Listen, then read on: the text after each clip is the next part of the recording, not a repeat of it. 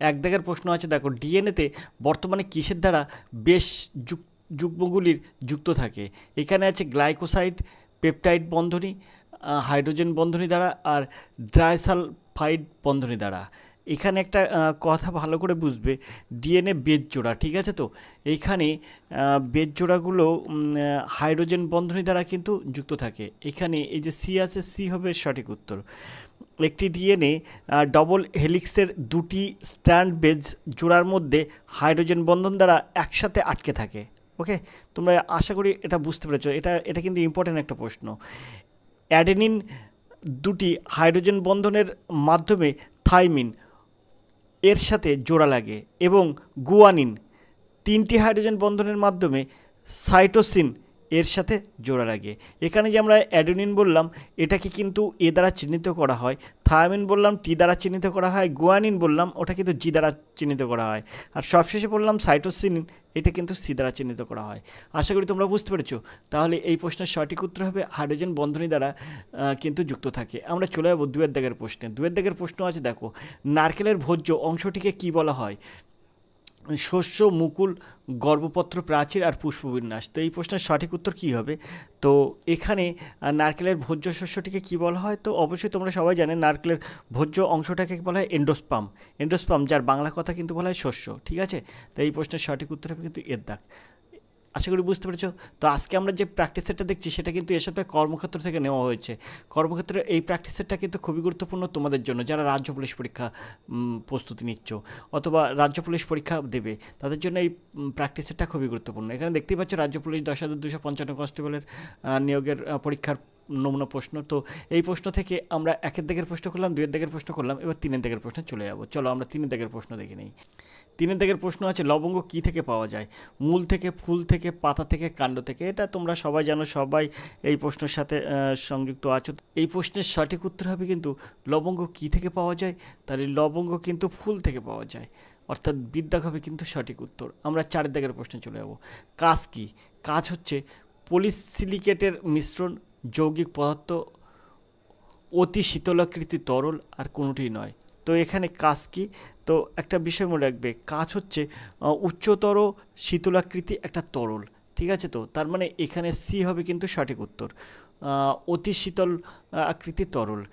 কাঁচ একটি নিরাকার কঠিন পদার্থ যাকে কিন্তু প্রায়শই একটি অতি শীতল তরল হিসাবে বর্ণনা করা হয়, কারণ এর অণুগুলি তরলের মতো এলোমেলোভাবে সাজানো থাকে, কিন্তু তারা জায়গায় হিমায়িত থাকে।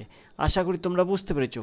তাহলে এরকম প্রশ্ন কিন্তু তুমি পাবে না, ঠিক আছে? অন্যান্য প্র্যাকটিস সেটে কিন্তু এরকম প্রশ্ন পাবে না। তাই তোমাদেরকে বারবার বলছি, যারা এখনও পর্যন্ত কর্মক্ষেত্র, কর্মসংস্থান, অ্যাসিভার্স, পেশাপুরের সাফল্য এর মধ্যে কোনো প্র্যাকটিস সেট নেওনি, তারা অবশ্যই যোগাযোগ করো আর স্কুলের সাথে 85 39 82 506 এই নাম্বারে। তুমি কিন্তু এরকম প্রশ্ন মিস করে যাবে। আমরা চলে যাবো পাঁচের দাগের প্রশ্নে। পাঁচের দাগের প্রশ্ন আছে দেখো, দুধ একটি স্বাভাবিক, এখানে এই চিহ্নিত জায়গায় কি বসবে? সাসপেনশন, ইমালশন, দ্রবণ, মিশ্রণ। তো অবশ্যই দুধ একটি ইমালশন দ্রবণ, এটা তো তোমরা সবাই জানো। দুধ একটি প্রাকৃতিক ইমালশন যা কিন্তু দুই বা ততোধিক তরলের মিশ্রণে, যা সাধারণ অমিশ্রিত হয়। দুধে চর্বির ক্ষুদ্র ক্ষুদ্র ফোঁটা কিন্তু ঝুলে থাকে, ঠিক আছে? জলে ঝুলে থাকে ক্ষুদ্র ক্ষুদ্র ফোঁটা। তো এখানে এই প্রশ্নের সঠিক উত্তর হবে কিন্তু ইমালশন, অর্থাৎ বিদ্যাক হবে সঠিক উত্তর। আশা করি তোমরা বুঝতে পেরেছো। চলো আমরা ছয়ের দিকের প্রশ্নে চলে যাই। ছয়ের দিকের প্রশ্ন কি আছে দেখো, কত সুন্দর একটা প্রশ্ন আছে। পেঁয়াজ আসলে কি? ফল, পাতা, মূল আর রূপান্তরিত কাণ্ড। তো পেঁয়াজ আসলে কি? পেঁয়াজ কিন্তু একটি রূপান্তরিত কাণ্ড, ঠিক আছে? এখানে এর সঠিক উত্তর হবে কিন্তু ডির দাগ। পেঁয়াজ হলো একটি পরিবর্তিত কাণ্ড, বিশেষ করে একটি কন্দ যা কিন্তু মাংসল পাতাসহ একটি ছোট্ট কাণ্ড যা খাদ্য সঞ্চয় করে, ঠিক আছে? তো এই প্রশ্নের সঠিক উত্তর হবে কিন্তু কি? রূপান্তরিত কাণ্ড, অর্থাৎ ছয়ের দাগের সঠিক উত্তর হবে ডির দাগ। সাতের দাগের প্রশ্ন দেখব, জাতীয় আয়ে কোন ক্ষেত্রটি সর্বাধিক যোগদান করে? খনি, রেল, শিল্প আর কৃষি। তো সাতের দাগের প্রশ্নের সঠিক উত্তর কী হবে? এখানে বলছে কিন্তু জাতীয় আয়ে কোন খাত সবচেয়ে বেশি অবদান রাখে, ঠিক আছে? তো এখানে তোমার সঠিক উত্তর হবে কিন্তু শিল্প। শিল্প কিন্তু বেশি কিন্তু আয়ের উৎস। ওকে, অনেকে উন্নত এবং উন্নয়নশীল অর্থনীতিতে শিল্প খাত জাতীয় আয়ের একটি প্রধান আবেদনকারী, ঠিক আছে? তো এই কিন্তু কোনো দেশ, কোনো জাতি উন্নতি হতে গেলে কিন্তু এই শিল্পটাই আগে কিন্তু দরকার। সিদ্ধাক হবে কিন্তু সঠিক উত্তর। আমরা চলে যাবো 8 দাগের প্রশ্নে। 8 দাগের প্রশ্ন আছে দেখো, এক্সিম EXIM ব্যাংক কত সালে প্রতিষ্ঠিত হয়? 1982, 1984, 1981, 1983। তো এই প্রশ্নের সঠিক উত্তর কী হবে? ভারতের রপ্তানি আমদানি ব্যাংক এক্সিম ব্যাংক, এটা কিন্তু 1982 সালে প্রতিষ্ঠিত হয়। ঠিক আছে, তো এর সঠিক উত্তর হবে 1982 সাল। আশা করি তোমরা বুঝতে পেরেছো। চলো আমরা 9 দাগের প্রশ্ন দেখি। পাবলিক অ্যাকাউন্টস কমিটিতে লোকসভার থেকে কতজন সদস্য থাকে? 22, 20, 15, 7। তো এই প্রশ্নের সঠিক উত্তর কী হবে? পাবলিক অ্যাকাউন্টস কমিটিতে লোকসভার কতজন সদস্য থাকে? তো এখানে কিন্তু এর সঠিক উত্তর হবে কিন্তু 15 জন, অর্থাৎ সিদ্ধাক হবে কিন্তু সঠিক উত্তর। পাবলিক অ্যাকাউন্টস কমিটির 22 জন সদস্য নিয়ে গঠিত হয়, যার মধ্যে 15 জন লোকসভা থেকে এবং 7 জন কিন্তু রাজ্যসভা থেকে। আশা করি তোমরা বুঝতে পেরেছো। যেহেতু এখানে লোকসভা বলেছে তাই তোমার উত্তর হয়ে যাবে কিন্তু 15। ঠিক আছে, আশা করি বুঝতে পেরেছো। এইরকম কিন্তু এরকমভাবে ডিটেলস কিন্তু আর কেউ বলবে না, শুধুমাত্র আর এডুকেশন স্কুল তোমাকে বলবে। চলো আমরা 10 দাগের প্রশ্ন দেখি। ঠিক আছে, চলো 10 দাগের প্রশ্ন কী আছে? 10 দাগের প্রশ্ন আছে, গ্রিন পার্ক স্টেডিয়াম কোথায় অবস্থিত? কানপুর, মোহালি, মুম্বাই, চেন্নাই। তো 10 দাগের প্রশ্নের সঠিক উত্তর কী হবে? তো এটা কিন্তু কানপুরে অবস্থিত, অর্থাৎ এর দাগ হবে কিন্তু সঠিক উত্তর। গ্রিন পার্ক স্টেডিয়াম হলো উত্তরপ্রদেশের কানপুরে অবস্থিত একটি বহুমুখী স্টেডিয়াম। আশা করি তোমরা বুঝতে পেরেছো। তো এর দাগ হবে সঠিক উত্তর, উত্তরপ্রদেশের কানপুর। ওকে, আমরা 11 দাগের প্রশ্ন চলে যাবো। 11 দাগের প্রশ্ন কী আছে দেখো, তিস্তা নদীর গিরিখাত দেখা যায় নদীটির কোন গতিতে? মধ্য গতিতে, বদ্বীপ, উচ্চ গতিতে আর নিম্ন গতিতে। তো তিস্তা নদীর গিরিখাত দেখা যায় নদীটির কোন গতিতে? তো এই প্রশ্নের সঠিক উত্তর কী হবে? তো এখানে এর সঠিক উত্তর হবে কিন্তু উচ্চ গতি। ওকে, উচ্চ গতিতে কিন্তু এটা দেখা যায়। গিরিখাত সাধারণত নদীর উপরের দিকে তৈরি হয়, যেখানে ঢাল খাড়া থাকে এবং নদীর ক্ষয়ক্ষতি ক্ষমতা বেশি থাকে। তো এই প্রশ্নের সঠিক উত্তর হবে কিন্তু গয়ের দাগ, উচ্চ গতি। ওকে, সিদ্ধাক হবে কিন্তু সঠিক উত্তর। চলো আমরা 12 দাগের প্রশ্ন দেখি। 12 দাগের প্রশ্ন আছে, সিল্ক আসলে কি? এটা হচ্ছে কোলাজেন, ইলাস্টিন, ফাইব্রিন আর কেরাটিন। তো এই সিল্ক আসলে কি? সিল্ক এক প্রকার কেরাটিন। ঠিক আছে, রেশম একটি প্রাকৃতিক প্রোটিন তন্তু, যা কিন্তু মূলত ফাইব্রাইন নামক একটি প্রোটন দ্বারা গঠিত। কেরাটিন এক ধরনের কাঠামোগত প্রোটিন। ঠিক আছে, তো এই প্রশ্নের সঠিক উত্তর হবে কিন্তু কেরাটিন। সিল্ক আসলে এক প্রকার কেরাটিন। দিদাক হবে কিন্তু সঠিক উত্তর। চলো আমরা 13 দাগের প্রশ্নে চলে যাই। তো 13 দাগের প্রশ্ন আছে দেখো, ভারতের অরণ্য গবেষণা কেন্দ্র কোথায় অবস্থিত? দেরাদুন, এলাহাবাদ, জোড়াহাট আর বেঙ্গালুর। তো 13 দাগের প্রশ্নের সঠিক উত্তর তোমরা সবাই জানো, এটার উত্তর হবে কিন্তু দেরাদুন, অর্থাৎ এর দাগ হবে কিন্তু সঠিক উত্তর। বন গবেষণা ইনস্টিটিউট উত্তরাখণ্ডের দেরাদুনে অবস্থিত। তো 13 দাগের সঠিক উত্তর হবে এর দাগ। 14 দাগে আছে, বাংলা তারকা আন্দোলনের নেতা কে ছিলেন? তো এই প্রশ্নের অপশানগুলো তিতুমির, শহীদ আহমেদ, দুদু মিয়া, হাজি শরিয়াতুল্লাহ। তো এখানে 14 দাগের প্রশ্নের সঠিক উত্তর তোমরা কমেন্ট করবে। বাকি প্রশ্নের উত্তর যদি তুমি জানতে চাও তাহলে অবশ্যই আর এডুকেশন স্কুলের দিকে নজর রাখো। যদি তুমি এর পিডিএফটি চাও তাহলে ফোন করো 85 39 82 500 এই নাম্বারে। চলো আমরা চলে যাবো পরের প্রশ্নে। তোমরা ইতিমধ্যেই জানো 25টা জেনারেল স্টাডিজ পড়বে, 25টা অঙ্ক পড়বে, 25টা রিজনিং পড়বে, আর 10 নম্বর থাকবে কিন্তু ইংরেজি। মোট 85 নম্বরের 85টা প্রশ্ন থাকবে। তো এখানে তুমি 25টা আমরা জেনারেল স্টাডিজের করলাম। জেনারেল স্টাডিজের পর কিন্তু এবার ইংরেজি প্রশ্ন। আর এডুকেশন স্কুল কখনো ইংরেজি প্রশ্ন করে না, কারণ আর এডুকেশন স্কুল কিন্তু তোমাদেরকে ইংরেজি প্রশ্ন দেখায় না। তাই আজকের ক্ষেত্রে আর এডুকেশন স্কুল তোমাকে কিন্তু ইংরেজি দেখিয়ে দিচ্ছে। যদিও তোমাদের পরীক্ষা এসে গেছে, তাই কিন্তু আর এডুকেশন স্কুল কিন্তু তোমার এই ইংরেজি প্রশ্ন সমাধান করছে। তো চলো আমরা ইংরেজি প্রশ্ন সমাধান করি। যদি কোনো ভুল হয় তাহলে অবশ্যই সেটা কিন্তু তোমরা এমন কিছু কমেন্ট করবে না যেটি কিন্তু বিষয়ভিত্তিকের বাইরে থাকে। তাই তোমাদের কাছে রিকোয়েস্ট রাখছি, যদি কোনো ভুল হয় তাহলে তার সঠিকটা বলবে। আর এডুকেশন স্কুল কখনো কিন্তু ইংরেজি প্রশ্ন করে না। আমরা 26 দাগের প্রশ্ন দেখব, ইংরেজি প্রশ্ন 26 দাগ শুরু। তার আগে এখানে নির্দেশটা কী দেওয়া আছে, choose the most appropriate word, অর্থাৎ তোমাকে অপশান থেকে খুঁজে নিতে হবে যে অ্যাপ্রোপ্রিয়েট ওয়ার্ডটা কোনটা হবে, সেই শূন্যস্থানে এটা বসাতে হবে। The sage always lives dash honesty. তো এখানে এর সঠিক উত্তর কী হবে? এখানে এর সঠিক উত্তর হবে কিন্তু তোমার এই যে উইথিন মানে লিভস উইথিন অনেস্টি। ঠিক আছে, তো কিন্তু উইথিন হবে উইথিন অনেস্টি। ঠিক আছে, তাহলে এর সঠিক উত্তর হবে কিন্তু সিদ্ধাক। ওকে, আমরা চলে যাবো 27 দাগের প্রশ্নে। 27 দাগের প্রশ্ন আছে দেখো, he dared not look me dash the face. তো এর সঠিক উত্তর কী হবে? তো 27 দাগের সঠিক উত্তর এই জায়গাটায় দেখো, look me dash the face. তো এখানে কিন্তু মানে এর যে যেটা এখানে বসবে তা কিন্তু অ্যাট, সিদ্ধাক হবে কিন্তু সঠিক উত্তর, অ্যাট দ্য ফেস, ঠিক আছে, মানে যা কিন্তু দিক নির্দেশ করছে মুখের দিকে। ওকে, তাই অ্যাট বসবে এখানে, অ্যাট দ্য ফেস। ওকে, আমরা চলে যাবো 28 দাগের প্রশ্নে। 28 দাগের প্রশ্ন কী আছে? The prolonged illness left him totally. তো এখানে এর সঠিক উত্তর হবে এনার্ভেটেড, অর্থাৎ সিদ্ধাক হবে কিন্তু সঠিক উত্তর। 28 দাগের সঠিক উত্তর হবে কিন্তু সিদ্ধাক। আমরা চলে যাবো 29 দাগের প্রশ্নে। 29 দাগের প্রশ্ন কী আছে দেখো, the children were eagerly waiting to eat a, তারপরে এখানে ড্যাশ আছে, মানে এখানে একটা গ্যাপ আছে, তারপরে কেক, ঠিক আছে। তো তার মানে বলছে বাচ্চারা কেক খাওয়ার জন্য অধীর আগ্রহে অপেক্ষা করছে। তা এখানে ইট এ, এখানে ড্যাশ, তো এখানটা এই যে শূন্যস্থান তোমাকে কী বসবে সেটা তোমাকে বলতে হবে। তো এটা বসবে এই ডিলিসিয়াস, মানে সুস্বাদু টাইপের, ঠিক আছে। তো সুস্বাদু কেক এরকম আর কি। তো ডির দাগ হবে কিন্তু সঠিক উত্তর। আমরা চলে যাবো 30 দাগের প্রশ্ন।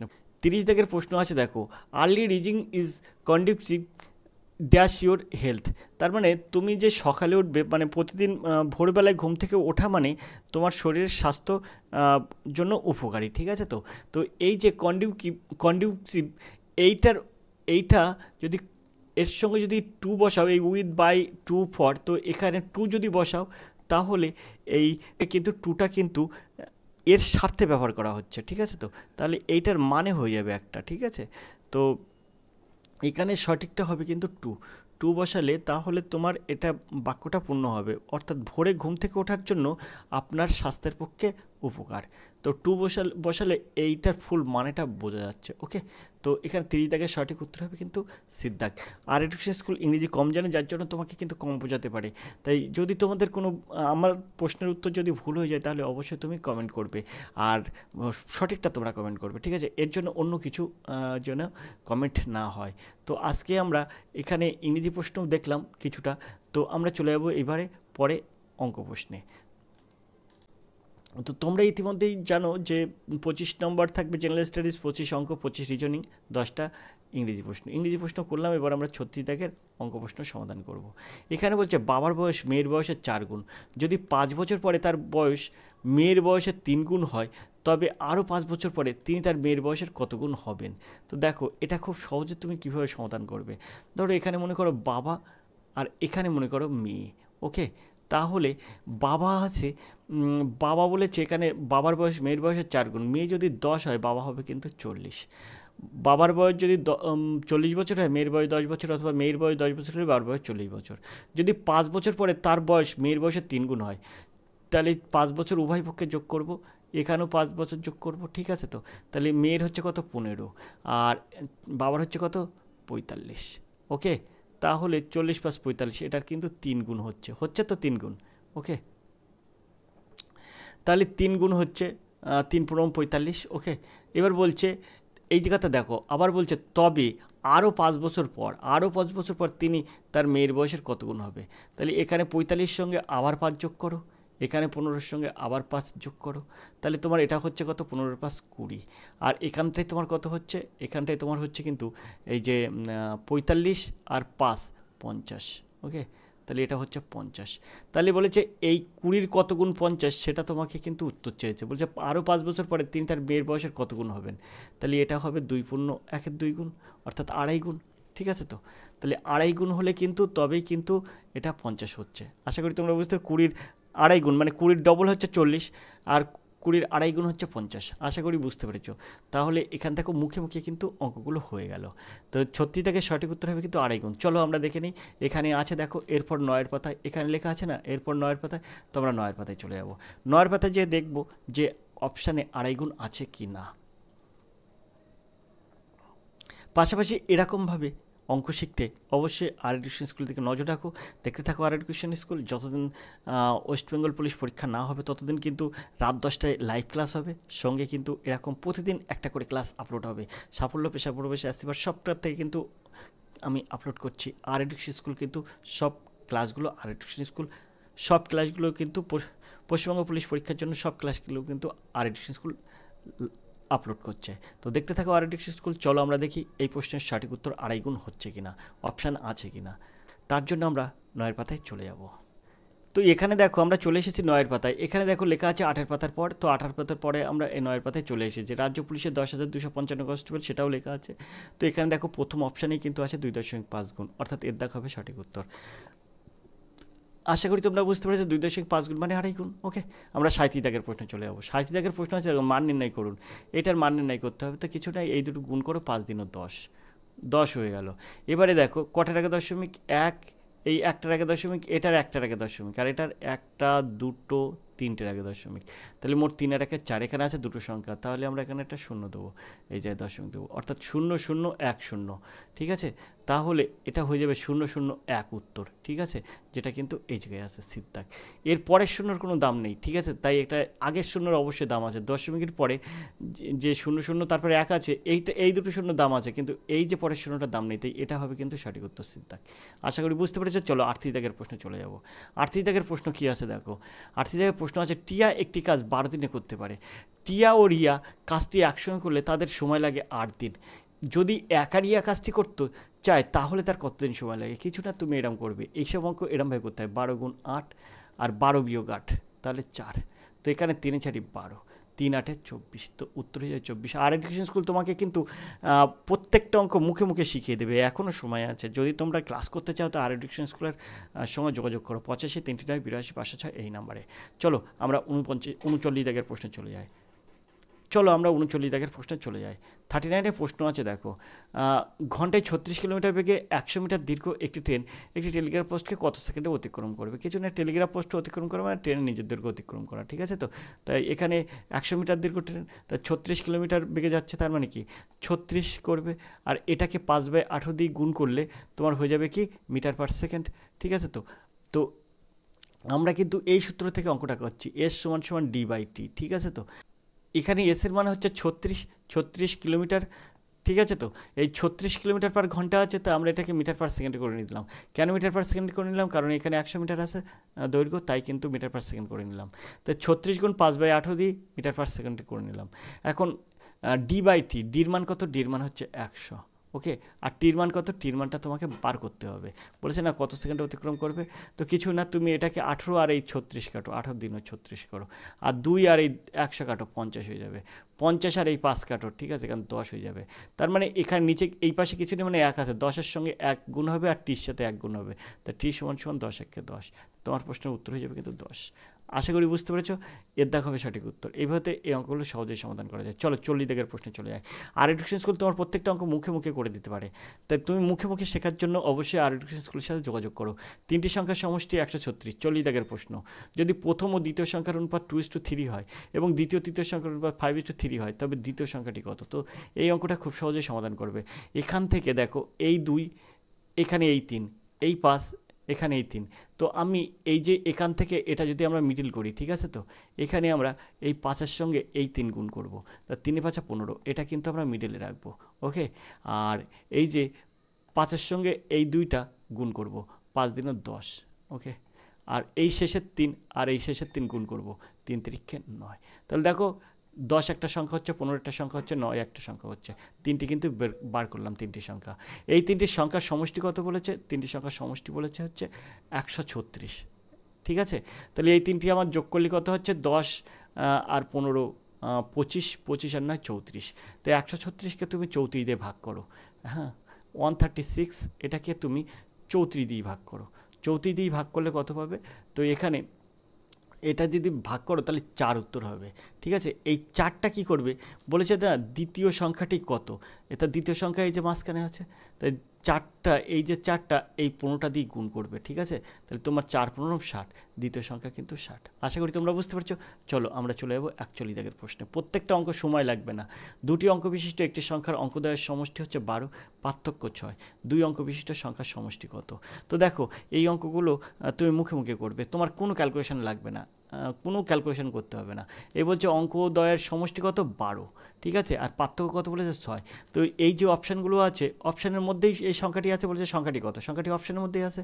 তো দেখো আমি এই এই একটা সংখ্যা অর্থাৎ 9 আর 3 যোগ করব, 9 আর 3 কত হবে 12। দেখো দুটো অঙ্কের সমষ্টি কিন্তু 12, 9 আর 3 12 হচ্ছে। আর বলেছে তাদের পার্থক্য 6, অর্থাৎ 9 থেকে 3 বাদ দাও তাহলে হবে 6। তাহলে তুমি চোখ বুঝিয়ে বলতে পারছো এর দাগ হবে সঠিক উত্তর, আর কোনোটা কিন্তু হবে না। দেখো 6 আর 0 এটা কিন্তু যোগ করলে 12 হচ্ছে না, মানে সংখ্যা দুটির সমষ্টি 12 হচ্ছে না। 8 আর 4 সংখ্যা দুটির সমষ্টি 12 হচ্ছে, কিন্তু 8 আর 4 বিয়োগ করলে কিন্তু এই যে 6 হচ্ছে না। ওকে, আবার 7 আর 5 12, ঠিক আছে, সমষ্টি 12 হচ্ছে কিন্তু 7 আর 5 বিয়োগ করলে কিন্তু 12 হচ্ছে না, এই 7 আর 5 বিয়োগ করলে কিন্তু 6 হচ্ছে না, তাই কিন্তু এটাও হবে না। তার মানে এটা হবে না, এটা হবে না, এটাও হবে না, তাহলে আমার উত্তর হবে কিন্তু এটা। 9 আর 3 যোগ করলে 12 হচ্ছে, 9 থেকে 3 বাদ দিলে 6 হচ্ছে। তো এইভাবে কিন্তু মুখে মুখে অঙ্ক সমাধান করা যায়। আমরা 42 দাগের প্রশ্নে চলে যাব। প্রত্যেকটা অঙ্ক হচ্ছে মুখে মুখে সমাধান করা যায়, আর এটা কিন্তু একমাত্র আর এডুকেশন স্কুল তোমাকে শিখে দিতে পারে। তাই তুমি আজই যোগাযোগ করো আর এডুকেশন স্কুলের সাথে, আর এরকম প্রশ্নের প্র্যাকটিস সেটগুলো তোমরাও কালেক্ট করো আর এডুকেশন স্কুলের কাছ থেকে।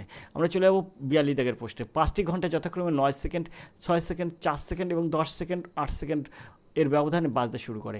1 ঘন্টার ব্যবধানে তারা কতবার বাজবে? তা 9, 6, 4, 10 আর 8, এটা তুমি কি করবে? এটা তুমি লসাগু করবে। তো লসাগু করলে কত হয়? 6, 4, 10, 8 লসাগু হয়ে যায় কিন্তু 360। তোমরা লসাগু করবে 360 হবে। তো এখানে আমার যেহেতু 1 ঘন্টা বলেছে, তাই 1 ঘন্টা সমান কত? 3600 সেকেন্ড। তাহলে 60 × 60, কারণ সেকেন্ড করে নিচ্ছি কেন 1 ঘন্টাকে, এখানে সব সেকেন্ড আছে তাই কিন্তু। আর এটা লসাগু করলে পাচ্ছি 360, সেই 360টা কিন্তু নিচে দিয়ে দেবো। ব্যাস, তোমার এটাকে ক্যালকুলেশন করলে উত্তর বেরিয়ে যাবে। তো এই শূন্য আর এই শূন্য কাটবো। এবার কি করব? 6, 6, 36, আর 6 আর 60 গুণ ভাগ করলে কিন্তু হয়ে যায় 10। তো এখানে তোমার উত্তর হিসেবে কিন্তু 10 বার। আশা করি তোমরা বুঝতে পেরেছো। তাহলে এর সঠিক উত্তর হবে ডির দাগ। এইভাবে কিন্তু এগুলো সহজেই সমাধান করা যায়। 43 দাগের প্রশ্নে চলে যাব। 42 পরে 43 দাগের প্রশ্ন আছে, দেখো। শচীন তেন্ডুলকার 11 ইনিংসের একটি নির্দিষ্ট গড় রয়েছে। 12তম ইনিংসে 120 রান করেছেন, ফলে তার গড় 5 রান বৃদ্ধি পেয়েছে। তার নতুন গড় কত? তো নতুন গড় তোমাকে খুঁজতে হবে। তা তুমি এটাকে অনেকভাবে করতে পারো, আমি যেভাবে করবো সেভাবে দেখো। এখানে বলছে ফলে তার গড় 5 বৃদ্ধি পেয়েছে, তার মানে এখন গড় মনে করো 65 হয়েছে, ঠিক আছে। তো তাহলে পূর্বে কত ছিল? 5 কম ছিল, তাহলে পূর্বে ছিল কিন্তু 60। ওকে, তাহলে সেই সময় তার ইনিংসে মোট রান ছিল কত? 11টি ইনিংসে 60 × 11, তাহলে কত হবে? 60 × 11 মানে 60 × 11 মানে 6 × 66, 660। তার সঙ্গে তুমি 120, মানে এটা 12তম ইনিংসে করেছে কত? 120। তো যদি তুমি এটা যোগ করো তাহলে কত হবে? 6 আর 1 7, 780। ওকে, 780। এবারে এই 780কে তুমি 12 দিয়ে ভাগ করো, তোমার উত্তর যদি 65 হয় তাহলে তোমার সঠিক উত্তর কিন্তু 65 হবে। তো এখানে দেখো, এটা আমরা ক্যালকুলেশন করলে 6 × 12 72 আর 5 × 12 60 পাচ্ছি, অর্থাৎ তোমার 65 কিন্তু পাচ্ছি, এটা সমান সমান। তাহলে এর সঠিক উত্তর হবে কিন্তু 65 এর দাগ। আশা করি তোমরা বুঝতে পারছো। তো এইভাবে কিন্তু এগুলো সহজেই সমাধান করা যায়। আমরা 44 দাগের প্রশ্নে চলে যাবো। 44 দাগের প্রশ্ন আছে, একটি পরীক্ষায় 34% পড়ুয়া অঙ্কে এবং 42% পড়ুয়া ইংরেজিতে ফেল করে, 20% দুটি বিষয়ে ফেল করে থাকে, তাহলে দুটি বিষয়ে পাশ করা পড়ুয়ার শতাংশ কত? তো এটা তোমার একদম সহজেই তুমি এটা সমাধান করো, কারণ তুমি এটা ছোটোবেলা থেকে করে আসছো। তো 34 আর 42 যোগ করবো, তো 4 আর 2 6 আর 4 3 7, 76। 76 থেকে 20 আমরা বিয়োগ করব। 76 থেকে 20 বিয়োগ করলে হয় 56। 56 100 থেকে 56 আমরা বিয়োগ করে দেবো, ঠিক আছে। মোট নাম্বার 100, 100 থেকে 56 বিয়োগ করে দেবো। 6 কত হল 10, 4 হলে 10 সাথে 1, 5 রেখে 6, 6 কত হল 10, 4 হলে 10, ঠিক আছে। তাহলে এর উত্তর হলো কত? 44%। তো তোমার প্রশ্নের সঠিক উত্তর হয়ে যাবে কিন্তু 44%। বিদ্যাগ হবে কিন্তু সঠিক উত্তর। এইভাবে কিন্তু এসব সহজেই সমাধান করে। আর এডুকেশন স্কুলের কাছে যে কোনো অঙ্ক কিন্তু সহজেই সমাধান হয়, ঠিক আছে। এবার 45 দাগের প্রশ্ন আছে, দেখো। কোনো ঘনকের সমগ্রতলের ক্ষেত্রফল 96 সেমি, ঘনকটির আয়তন কত? সমগ্রতলের ক্ষেত্রফল 96 সেমি, তার মানে তোমার হচ্ছে 6a², এটা সমান সমান 96 সেমি। ওকে, তার মানে এটা কিন্তু ঘনকের বাহুর দৈর্ঘ্য। তো তুমি এটাকে যদি 6 দিয়ে ভাগ করো তাহলে হয়ে যাবে কিন্তু 16। তাহলে a² সমান সমান হচ্ছে কিন্তু 16। তাহলে a সমান সমান কত হবে? 16-র মাথায় রুট হয়ে যাবে, ঠিক আছে। 16-র মাথায় রুট, তাহলে রুট হলে কত হবে? 4, a সমান সমান 4। তার মানে ঘনকের প্রত্যেকটি বাহুর দৈর্ঘ্য কিন্তু 4 সেন্টিমিটার করে। এবার বলছে আয়তন কত? আয়তনের সূত্র a³ মানে 4-এর কিউব। এ মানে কত? এ মানে 4, 4-এর কিউব। ওকে, তাই এখানে কিন্তু 4 4 16, 4 16 64 হবে কিন্তু এর সঠিক উত্তর। তো দেখো এখানে সিদ্ধাক হবে কিন্তু সঠিক উত্তর, 64 ঘন সেমি।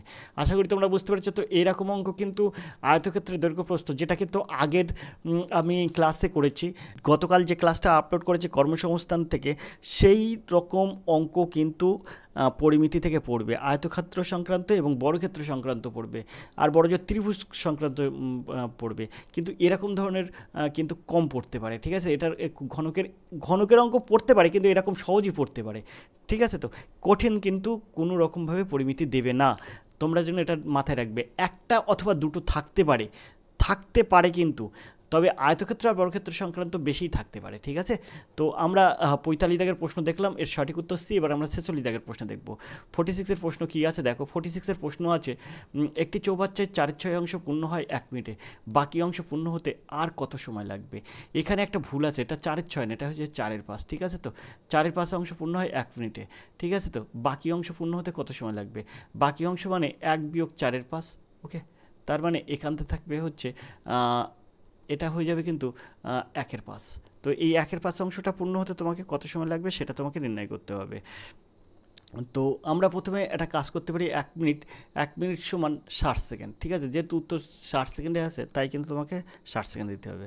এবার এই 4/5 আছে না, এই 4/5টাকে আমরা উল্টে এটা গুণ করব, মানে 5টা উপরে দেবো আর 4টা কিন্তু নিচে দেবো, কারণ এত অংশ পূর্ণ হয় 1 মিনিটে বা 60 সেকেন্ডে 1 অংশ পূর্ণ হয় কত, তাই এটা উল্টে যায়।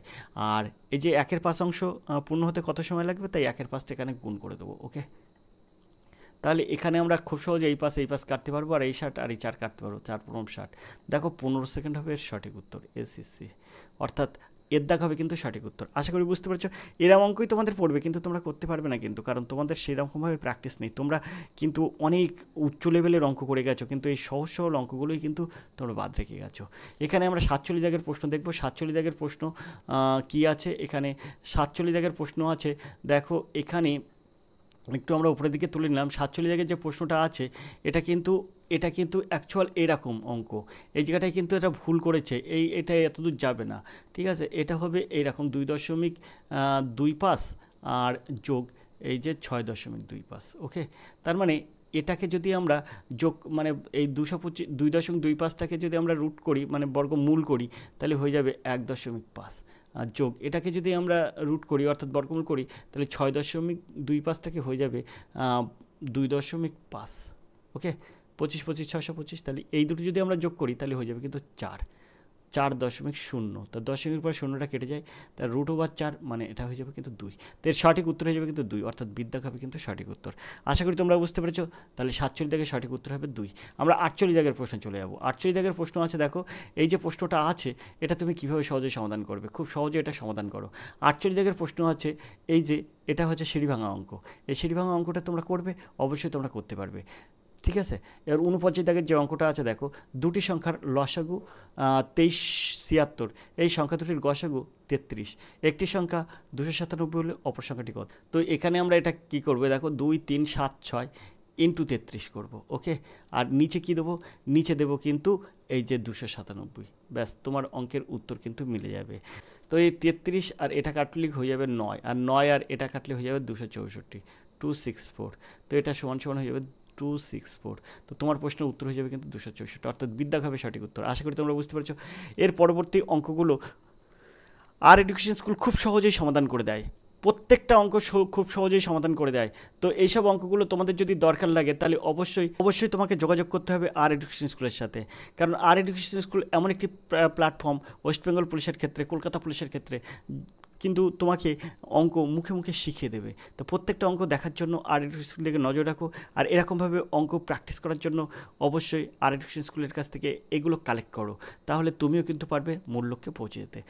তো এরপরে আমরা চলে যাব রিজনিংয়ের ক্লাসে। চলো রিজনিং দেখে নিই কী আছে। দেখো এখানে আমরা চলে এসেছি, এখানে আছে রাজ্য পুলিশের 10,255 কনস্টেবল। আমরা 61টি দাগ থেকে রিজনিং পাবো। তো 61টি দাগের রিজনিংটা আমরা করব। তো চলো 61টি দাগের রিজনিংটা একটু ওপরের দিকে তুলে নিলাম। 61টি দাগের প্রশ্ন আছে দেখো, শূন্যস্থান পূরণ করুন। এখানে F2, তারপরে এখানে একটা শূন্যস্থান দিয়েছে D8, C16, B32। তো দেখো আমরা বির পরে এখানে সি আসবো, সির পরে ডি আসবো, ডির পরে ই আসবো, ইর পরে এফ আসবো, তাহলে এখানে হয়ে যাবে কিন্তু ই। ওকে, তারপরে দেখো এখানে আমার 32 আছে, 32-এর হাফ 16 আছে, 16-এর হাফ 8 আছে, 8-এর হাফ কিন্তু হবে 4, 4-এর হাফে দেখো 2 আছে। ঠিক আছে, তাহলে এর সঠিক উত্তর হবে কিন্তু E4, অর্থাৎ এর দাগ হবে কিন্তু সঠিক উত্তর। আশা করি তোমরা বুঝতে পেরেছো। চলো আমরা 62 দাগের প্রশ্ন দেখি। আয়নায় সৃষ্ট প্রতিবিম্ব কোনো ঘড়ির 12:40 সময় দেখাচ্ছে, আসল সময় কত? কিছু না, তুমি 23:60 থেকে এটা বিয়োগ করবে, 23:60, ঠিক আছে? তো কখন 23:60 কখন 12:60 অবশ্যই তোমরা জানো। তো কখন 23:60 কখন 11:60 এটা তোমরা অবশ্যই নিশ্চয়ই জানো এসব অঙ্কের ক্ষেত্রে। তো এটা 23:60 থেকে তোমরা কিন্তু 12:40 বিয়োগ করবে। তো তোমার এখানে হয়ে যাবে কিন্তু 20 আর এখানে হয়ে যাবে কিন্তু 11, তাহলে তোমার উত্তর হয়ে যাবে কিন্তু 11:20, অর্থাৎ বিদ্যাক হবে কিন্তু সঠিক উত্তর। আশা করি তোমরা বুঝতে পেরেছো। চলো আমরা 63 দাগের প্রশ্ন চলে যাই। 63 প্রশ্ন আছে কি? 63 প্রশ্ন দেখো, এখানে 63 প্রশ্ন আছে এসি এমই এমএসি এলজি। তো এখানে দেখো, এখানে আমরা কি করব, একটা জিনিস দেখো, এখানে এই ই আর এই ই মিল আছে, তাহলে এই এ আর শেষে এখানে একটা এ হবে কিন্তু, তার মানে তোমার যে অপশান হবে অপশানের শেষে এ থাকতেই হবে, ঠিক আছে? তো দেখো এই জায়গাটাই কিন্তু শেষে এ আছে এর অপশানে, এর অপশানেও শেষে এ আছে, এর অপশানেও শেষে এ আছে, তাহলে আমার এই সিটা হবে না। এখানে এরকম শেষে ই, এরও শেষে ই, তাহলে এর এখানে এ শেষে, এখানে আমরা শেষে এ দিলাম। এবার দেখো ইর আগে আছে এম, এটার কিন্তু দ্বিতীয়টার ক্ষেত্রে কিন্তু এমটা প্রথমে বসেছে, মনে রাখবে এমটা প্রথমে বসেছে, তাহলে আমার এর আগে আছে জি, জিটা কিন্তু দিয়ে শুরু হবে, লেখাটা কিন্তু জি দিয়ে শুরু হবে। তো জি দিয়ে শুরু আছে কোনটা কোনটা, এটা জি দিয়ে শুরু আছে আর এটা জি দিয়ে শুরু আছে, বাকিটা কিন্তু হবে না, অর্থাৎ এটা কিন্তু জি দিয়ে শুরু না, এটা শেষে এ হলেও কিন্তু জি দিয়ে শুরু না, তাহলে বিদ্যাকটাও হবে না কিন্তু। এবার আমরা চলে যাব পরের অপশানে। তাহলে সেমভাবে আমরা কি করব, সেমভাবে এই এটা আমরা কিন্তু জির পরে বসিয়ে দেবো, ব্যাস বাকিটা কিন্তু উত্তর হয়ে গেল, কারণ এরও এল আছে এরও এল আছে, তাহলে আমার উত্তর হলো কি, এখানে একটা এল দেবো, তাহলে GALA, দেখো GALA, ওকে? তো আমার এই প্রথম দুটো মিল করলেই কিন্তু আমার উত্তরটা হয়ে যাবে, ঠিক আছে? এমন কিছু কিন্তু অসুবিধা হবে না, বেশি তোমার করার দরকার নেই, সময় নষ্ট করবে না। আমরা পরের প্রশ্নে চলে যাব। পরের প্রশ্ন আছে কি, 64 দাগের প্রশ্ন, 64 প্রশ্ন আছে। দেখো এখানে কলকাতা এর সাংকেতিক ভাষায় কী লিখছে তাই দেখো, 11, 15, 12, 11, 1, 20, 1। আসল কথা হচ্ছে 26টা যে লেটার আছে সেই লেটারের মানগুলো এখানে কিন্তু বসাচ্ছে, এটা 11, এটা 15, ওর মান 15, এলের মান হচ্ছে 12, এইরকমভাবে কিন্তু বসিয়েছে। তো তেমনভাবে আমরা এই জায়গার মানটা বসিয়ে নেবো। তো এর মধ্যে থেকে আমরা এলের মান পাচ্ছি কত, এলের মান পাচ্ছি 12, তো 12টা আমরা কিন্তু লিখে নিচ্ছি। তাছাড়াও কিন্তু এর মান পাচ্ছি 1, ঠিক আছে, 0, 1 দিয়ে দিলাম, 0, 1, এখানে কিন্তু 0, 1টা ব্যবহার করতে হবে, ওকে? এর মান। তারপরে এখানে দেখো জির মান আছে কত, জির মান কিন্তু এখানে দেওয়া নেই, তা তোমার জির মানটা তুমি তো অবশ্যই জানো, কারণ তোমরা সবাই কিন্তু 26টা লেটার ভালো করে মুখস্থ করে যাবে পজিশানগুলো, ঠিক আছে? তো এখানে কিন্তু জি এর মান ওই যে 26টা লেটারে কিন্তু আছে 0, 7, ওকে? তোমার কিন্তু শুধু 7 দিলে হবে না, 0, 7 দিতে হবে, কারণ এখানে দেখো শুধু 1 ব্যবহার করেনি কিন্তু 0, 1 ব্যবহার করেছে, তা তোমার কিন্তু ওরকম একটা জিনিস হবে এখানেও। এন মানে কত, এন মানে এখানে কিন্তু এম এর মান 13 হয়, এন এর মান হচ্ছে 14, ওকে? আর ইর মান কত, ইর মান হচ্ছে 5, আর হচ্ছে বির মান কিন্তু 0, 2। তা তোমার প্রশ্নের সঠিক উত্তর কী হবে, প্রথমে হবে 0, 2, তারপর হবে 0, 5, তারপর হবে 14। তো দেখো আমাদের এই যে বির অপশানে যেটা আছে সেটা কিন্তু এর সঠিক উত্তর হবে 0, 2, তারপরে আছে 0, 5, তারপরে আছে 14, তারপর দেখো 0, 7, তারপর 0, 1, তারপরে 12, এখানে কিন্তু এটা কিন্তু সঠিক উত্তর হবে বিদ্যাক। আশা করি তোমরা বুঝতে পারছো, একদম কিন্তু বিদ্যাক হবে কিন্তু সঠিক উত্তর। তো আমরা চলে যাব পরের প্রশ্নে, 64 পরে 65 প্রশ্নে যাব। 65 যে প্রশ্নটা আছে দেখো, শ্রেণীটি সম্পূর্ণ করো। এখান থেকে জির পরে এইসের পরে আই বাদ দিয়ে জের পরে KL বাদ দিয়ে এমের পরে এমের পরে কী করবো, প্রথমে একটা দুটো তারপরে 3টে বাদ গেল, যে KL হয়ে গেল, তারপরে এম, তারপরে এবার 3টে বাদ দেবো, এমের পরে এন বাদ দেবো, ও বাদ দেবো, পি বাদ দেবো, তাহলে আমি এই জায়গাটা লিখবো কিউ, ওকে? কিউ এর পরে কী হবে, 4টি বাদ যাবে, আর এস টি ইউ পর্যন্ত বাদ যাবে, ঠিক আছে? আর এস টি ইউ বাদ যাবে, তাহলে কিন্তু ভি কিন্তু আমার পরেরটা হচ্ছে। আশা করি তোমরা বুঝতে পেরেছো, তাহলে এই শূন্য স্থানে কিউ হবে সিদ্ধাক। আশা করি বুঝতে পেরেছো। চলো আমরা 66 দাগের প্রশ্নে চলে যাই। 66 দাগের প্রশ্ন কী আছে দেখো, 66 দাগের প্রশ্ন আছে, একজন লোক হেঁটে 3 কিলোমিটার উত্তরে বাদিকে 2 কিলোমিটার গেল, তারপর আবার বাদিকে 3 কিলোমিটার গেল, তারপর ডান দিকে সোজা হাঁটলো, সে এখন কোন দিকে আছে? তো এটা কিন্তু তোমাদের আমি দিক নির্ণয় করে দেখিয়ে দিলাম না, এটার উত্তর হয়ে যাবে কিন্তু ডিদ্দাগ। তোমরা অবশ্যই এসব প্রশ্ন উত্তর জানো, তো এখানে ডিদ্দাগ হয়ে যাবে, পশ্চিম দিকে থাকবে ওর মুখটা, ঠিক আছে? তো ওনার সে কোন দিকে, সে এখন কোন দিকে, সে এখন পশ্চিম দিকে। আমরা চলে যাবো 67 দাগের প্রশ্নে। 67-এর প্রশ্ন কী আছে দেখব। 67 দাগের প্রশ্ন আছে দেখো, PARK এটা সমান 5394। তো আমি এটা দিয়ে দিই 5394। ওকে, তারপরে এখানে HIRT এটা সমান 17698, 17698। এবারে PAND এটা সমান কি 532068, তাহলে 5320, তারপরে আছে কি 68। এখন এখানে বলেছে এই যে NISHAR এটাকে কি লেখা যায়, তাই এটা একদম সহজে তুমি মানে সমাধান করতে পারবে। এসের মান দেখো খুব সহজে আমরা এখানে পাচ্ছি কত 1, তাই এসের মান 1 দিলাম। এখানে এইসের মান দেখো, এইসের মান আছে 7, তো আমরা এটাকে 7 দিলাম। এর মান কত আছে, তো এর মান কিন্তু 3, তাই আমরা এখানে কিন্তু 3 দিলাম। ঠিক আছে, আর এর মান কত, আর এর মান পাচ্ছি কিন্তু 9। ওকে, আয়ের মান কত, আয়ের মান পাচ্ছি কিন্তু 6। এনের মান কত পাচ্ছি, এনের মান পাচ্ছি কিন্তু 2, তার মানে 2 6 1 7 3 9। তো দেখো 2 6 1 7 3 9, 2 6 1 7 3 9 আছে কিন্তু এর দাগ, তাহলে এর দাগ হবে কিন্তু সঠিক উত্তর। আশা করি বুঝতে পেরেছো। চলো 68 দাগের প্রশ্নে চলে যায়। 68 দাগের প্রশ্ন কি আছে, 68 দাগের প্রশ্ন আছে 5:214 7:জিজ্ঞাসা। তো এখানে আমরা পাশের কিউব করবো, 5 5 25, 5 25 125, তার থেকে 1 বিয়োগ করবো, তাহলে 124 হয়ে যাবে। 7 7 49, 7 49 243, এই 7 49 343। ঠিক আছে, তো 343 থেকে 1 বাদ দেবো, 342 হবে, অর্থাৎ বিদ্যাক হবে কিন্তু সঠিক উত্তর। আশা করি তোমরা বুঝতে পেরেছো। এই যে কিউব করতে হবে, করে 1 মাইনাস করতে হবে, এখানেও কিউব করতে হবে, 1 মাইনাস করতে হবে। ওকে, আমরা 69 দাগের প্রশ্নে চলে যাব। 69-এর প্রশ্ন উত্তর আছে দেখো, 69-এর প্রশ্ন আছে দেখো, কত সুন্দর একটা প্রশ্ন, খুব সহজে এই প্রশ্নটা সহজে সমাধান করব। 69-এর প্রশ্ন আছে দেখো, 7 জন পুরুষ ABCDEF এবং G একটি লাইনে এই ক্রমে দাঁড়িয়ে রয়েছে, প্রত্যেকেই বিভিন্ন রঙের টুপি পড়েছে, যেমন বেগুনি, নীল, আকাশি, সবুজ, হলুদ, কমলা এবং লাল। ডি দেখে তার সামনে কেবল সবুজ ও নীল রং টুপি, কিন্তু বেগুনি রঙের নয়। ই দেখে বেগুনি ও হলুদ, কিন্তু লাল রঙের নয়। জি সব ধরনের রং দেখতে পায়, কেবল কমলা রং পায় না।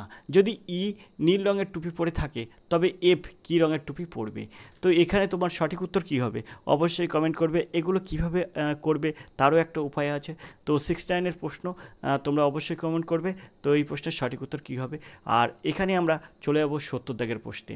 70 দাগের যে প্রশ্নটা আছে দেখো, নিচের সিরিজটি সম্পূর্ণ করো, 1 8 9 64 25 49। তো এই সিরিজটার সঠিক উত্তর কী হবে। তো আমরা যদি এরকম করি, 1-এর স্কোয়ার করলে 1 হচ্ছে, আবার 2-এর স্কোয়ার করলে কিন্তু 2-এর কিউব করলে কিন্তু 8 হচ্ছে, আবার 3-এর স্কোয়ার করলে হচ্ছে 9 হচ্ছে, আর 4-এর কিউব করলে হচ্ছে 64, 5-এর স্কোয়ার করলে হচ্ছে 25, কিন্তু 6-এর কিউব করলে হচ্ছে কত 6 6 36, 6 36 216। তো জিজ্ঞাসা চিহ্নের স্থানে কিন্তু 216 বসবে। আর তারপরে দেখো 7-এর স্কোয়ার করবো, 7 7 49, অর্থাৎ একটা কিউব হবে আর একটার স্কোয়ার হবে। ঠিক আছে, তো একটার স্কোয়ার একটা কিউব, একটা স্কোয়ার একটা কিউব, এই করে কিন্তু এটা সিরিজটা চলছে, তাহলে দিকদাগ হবে কিন্তু সঠিক উত্তর। আশা করি তোমরা বুঝতে পেরেছো। তো আজকের ক্লাস আমি এই 70 দাগ পর্যন্ত রাখবো। 71 দাগের পরের থেকে 71 দাগ থেকে যে রিজনগুলো আছে সবগুলো পেতে অবশ্যই আর এডুকেশন স্কুলের সাথে যোগাযোগ করো এবং দেখতে থাকো। আর এডুকেশন স্কুলের নজরে রাখো, এটা কিন্তু আর এডুকেশন স্কুল ফলো করো, দেখো অবশ্যই এখান থেকে কিন্তু প্রশ্ন কমন পাবে। তো দেখতে থাকো আর এডুকেশন স্কুল। আজকে ক্লাস আমরা এই পর্যন্ত রাখবো, দেখা হবে পরের ক্লাসে। ততক্ষণ তোমরা ভালো থাকো, সুস্থ থাকো। ধন্যবাদ, তোমাদের দিন শুভ হোক।